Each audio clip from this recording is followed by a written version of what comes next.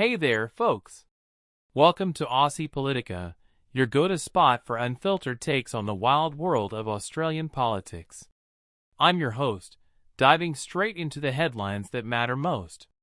Today, we're unpacking Prime Minister Anthony Albanese's recent Pacific jaunt, a trip that was meant to seal alliances and flex Australia's muscle against China's shadow, but ended up exposing some seriously awkward cracks in our foreign policy armor.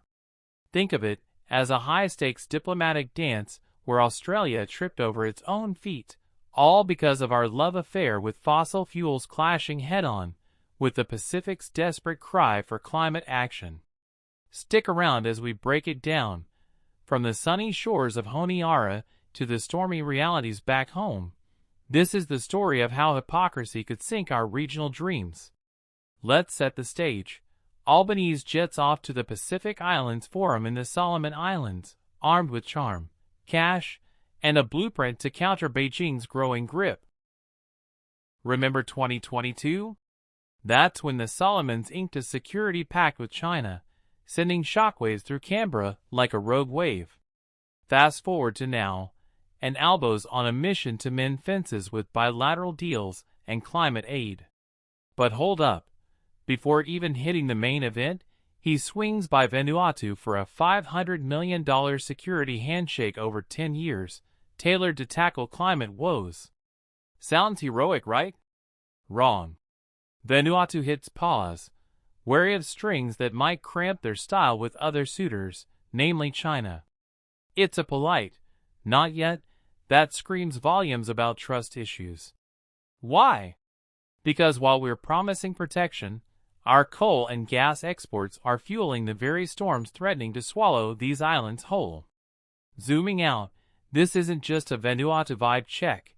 It's the Pacific's unified roar. Climate change is enemy number one. These nations aren't debating hypotheticals.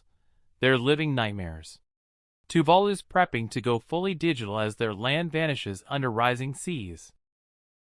The Marshalls battle salted groundwater ruining crops and lives. Kiribati shuffling villages inland like pieces on a flooding chessboard. Stronger cyclones, bleached reefs, erased coastlines. It's apocalypse now for them. And here's Australia, the big neighbor, pledging adaptation funds, while greenlighting mega fossil fuel projects that pump out emissions like there's no tomorrow. It's absurd. We're like the firefighter who starts the blaze, then bills for the hose. Albanese gets it. He called climate action the entry fee to Pacific credibility. But words are cheap when your actions scream otherwise. Yet, it's not all doom. In Honiara, Albo scored points, advancing a security pact with Fiji and backing the Pacific Resilience Facility with a $100 million Aussie pledge.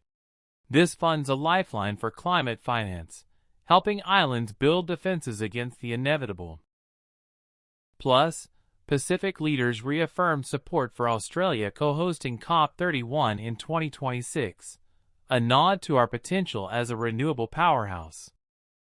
Palau's president even pushed for a fossil-free Pacific, imagining the region ditching imported fuels that gobble up to 25% of GDPs. It's visionary stuff, and Australia could lead the charge with our solar savvy and wind wizardry. But instead, we're doubling down on exports that dwarf our domestic emissions, over twice the pollution, folks. That's not leadership. That's lunacy. The plot thickens back home. Albanese's tour wraps just as Canberra mulls our 2035 emissions target. Whispers say it'll be underwhelming. And looming? Approval for Woodside's Northwest Shelf gas extension to 2070, belching 4 billion tons of CO2, aka a decade's worth of national emissions from one site. Tone deaf much? Especially post-ICJ ruling in July, led by Vanuatu no less, declaring fossil exports a legal no-go for climate harms. Their climate minister didn't mince words. Australia's, domestic only, excuse is bogus. Exports must stop too. It's a wake-up call.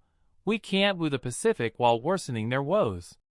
China's watching, offering no-strings deals that make us look like the bad guy. Our strategy? A pricey patch on a gaping wound, funding resilience while fueling the fire.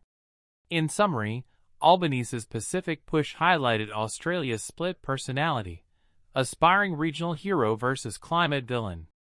Wins like the Resilience Facility and Fiji talks are steps forward, but they're overshadowed by export hypocrisy that's eroding trust and boosting rivals.